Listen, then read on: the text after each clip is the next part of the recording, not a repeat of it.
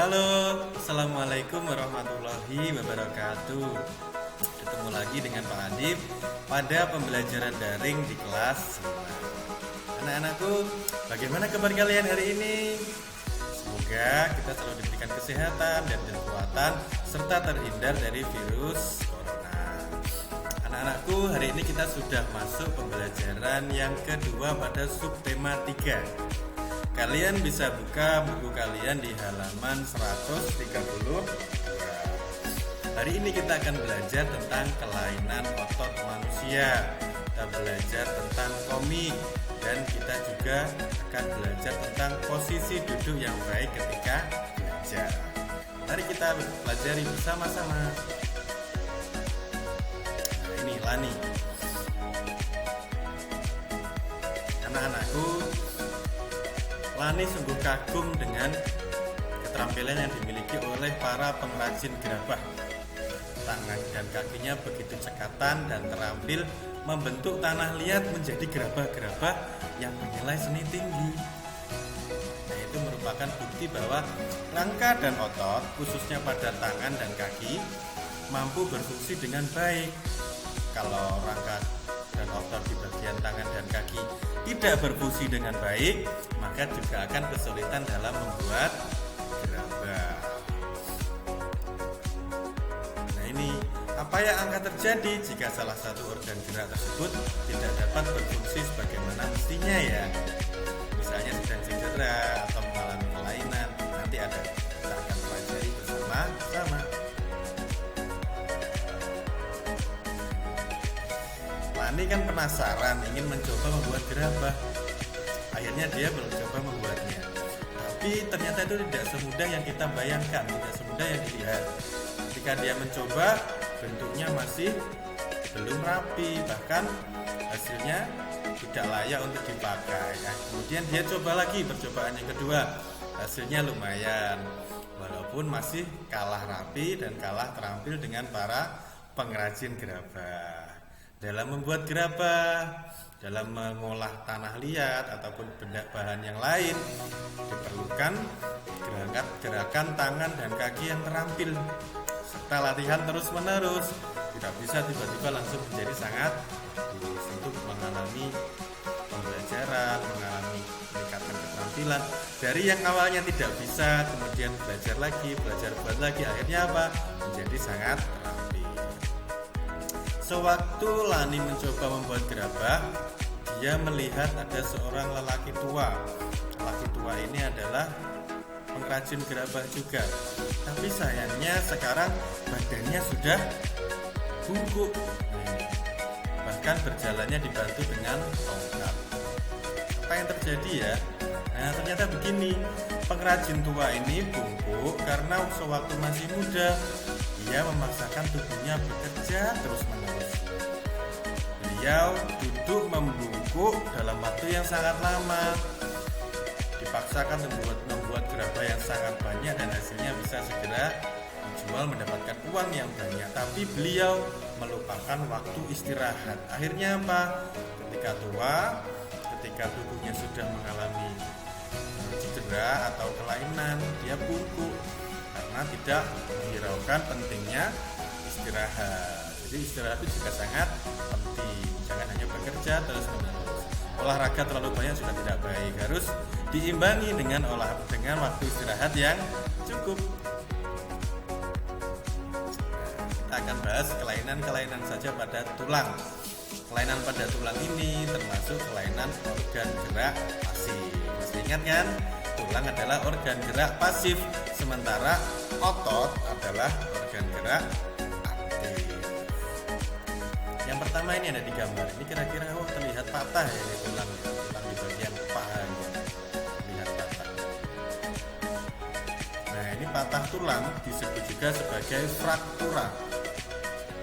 Biasanya terjadi karena kecelakaan, baik dari kendaraan motor, dari sepeda, ataupun jatuh dari tempat yang tinggi, atau ketika berjalan tiba-tiba kalian terjatuh. Itu juga bisa menyebabkan patah tulang. Nah, patah tulang ini dibedakan menjadi dua, ada yang tertutup, ada yang terbuka. Kalau tertutup itu tidak sampai kulitnya pecah atau tidak sampai tulangnya keluar dari kulit atau robek.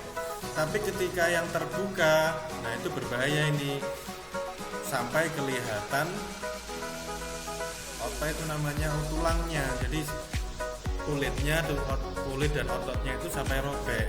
Nah ini kelihatan mengerikan sekali. Nah, patah tulang ini bisa disembuhkan, tapi memakan waktu yang cukup lama. Kalau anak-anak dan remaja itu biasanya lebih cepat. Nah yang bahaya itu ketika patah tulang pada orang yang sudah tua, karena membutuhkan waktu penyembuhan yang lama. Nah ini seperti ini, patah tulang di bagian kaki, kakinya diperban, digips, dan kemudian berjalannya menggunakan bantuan tongkat.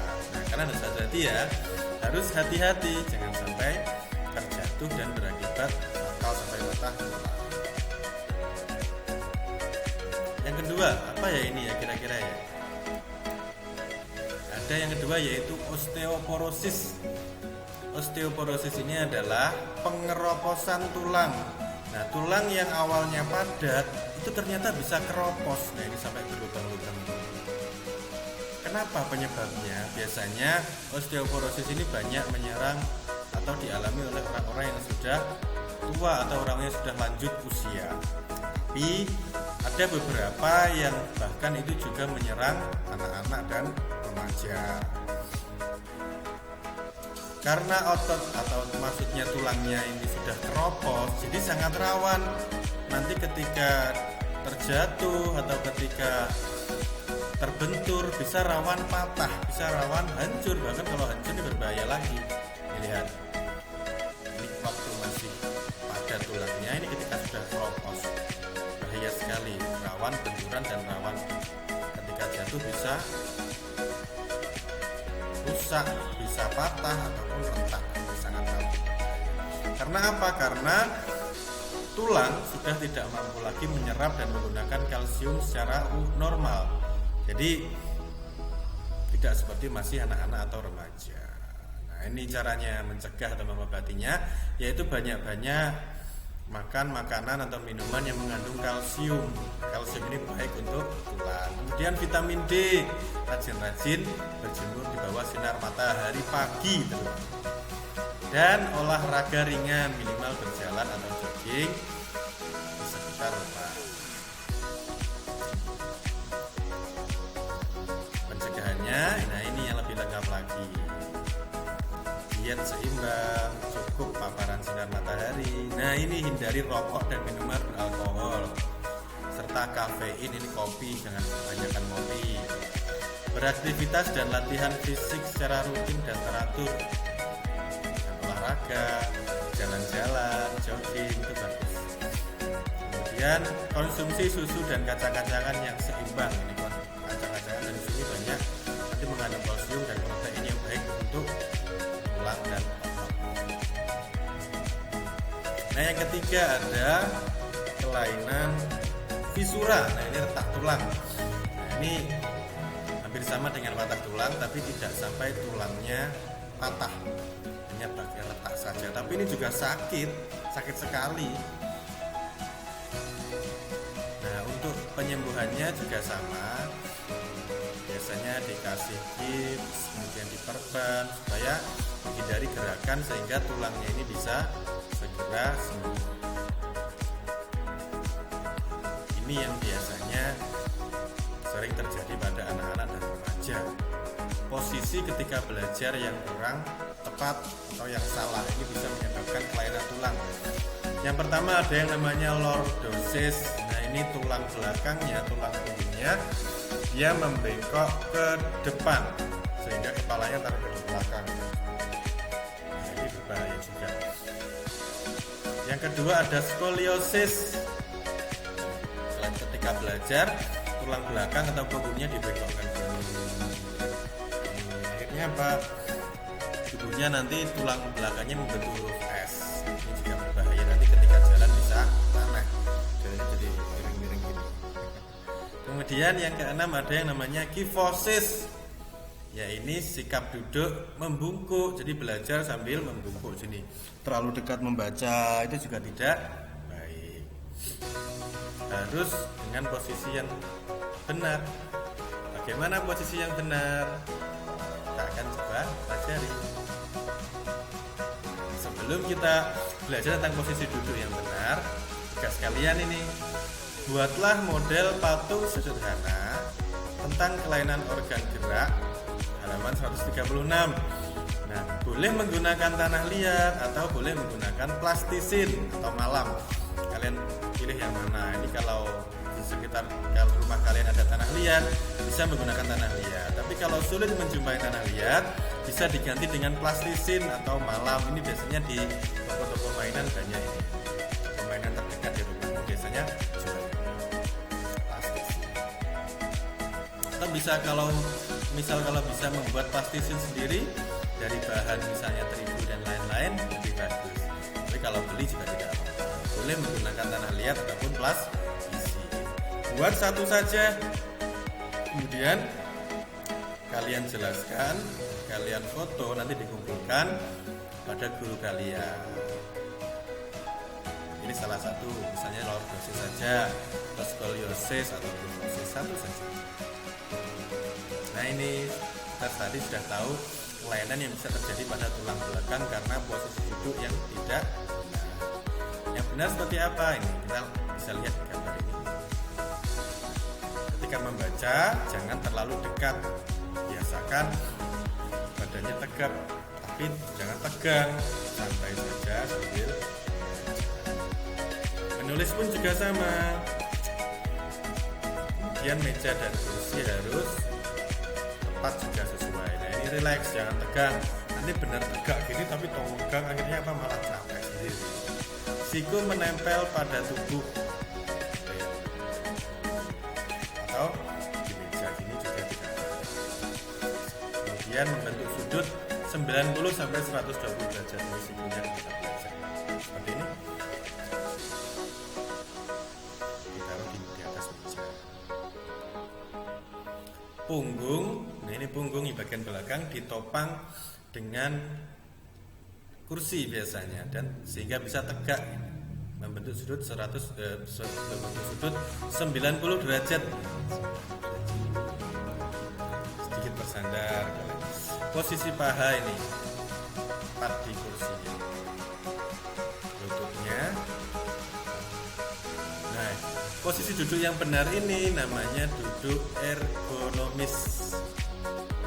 Jangan terlalu dekat dan jangan terlalu jauh dengan buku. Nah, kalau kalian ingin baca lebih lengkap lagi, ada di halaman 137. Silakan dilihat. Nanti tugas kalian, ketika kalian belajar, Pak Adib ingin cek. Coba kalian foto posisi kalian ketika belajar ini sudah betul atau belum, sudah tepat atau belum. Foto dari bagian samping. Nah, ini tepat. Dari bagian samping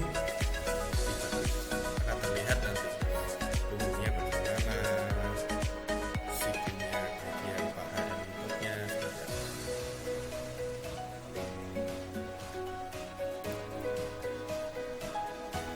Anak-anak, kalian bisa buka halaman 140. Ini adalah gambar ilustrasi dari posisi duduk yang salah dan yang benar tadi. Ini Pak John dan Bu siapa ya namanya? Ada di sini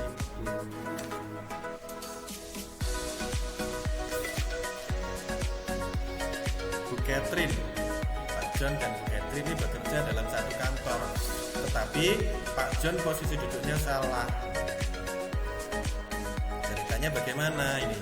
Pak John ketika bekerja posisi duduknya salah, lalu dekat dengan komputer. Akhirnya apa? Capek, punggungnya capek, merasa kesakitan, pegal-pegal. Akhirnya Bu Catherine mengingatkan Pak John supaya jangan terlalu dekat dengan komputer dan jangan terlalu lama duduk. Nah, ini akhirnya Pak John menyesal. Lain kali dia akan mengatur posisi duduk dan jarak dengan komputer. Nah, seperti Bu Catherine ini ya. Ini tadi adalah kumpulan gambar ilustrasi. Jadi kumpulan gambar ilustrasi dalam satu halaman yang berisi cerita itu disebut sebagai komik. Biasanya juga terdapat teks, tapi di sini tidak ada karena masih belajar membuat ilustrasi gambarnya dulu. Walaupun tanpa teks, kita bisa mengira-ngira ceritanya seperti apa. Gambar komik ya. Dalam satu halaman ada beberapa gambar 1, 2, 3, 4, 5. Ini bahkan 5 gambar ilustrasi yang mengandung cerita. Saudara sekalian, silahkan buat komik sederhana. Pilih salah satu tema berikut ini. Ada di halaman 141. Pilih salah satu saja. Minimal dalam satu halaman ada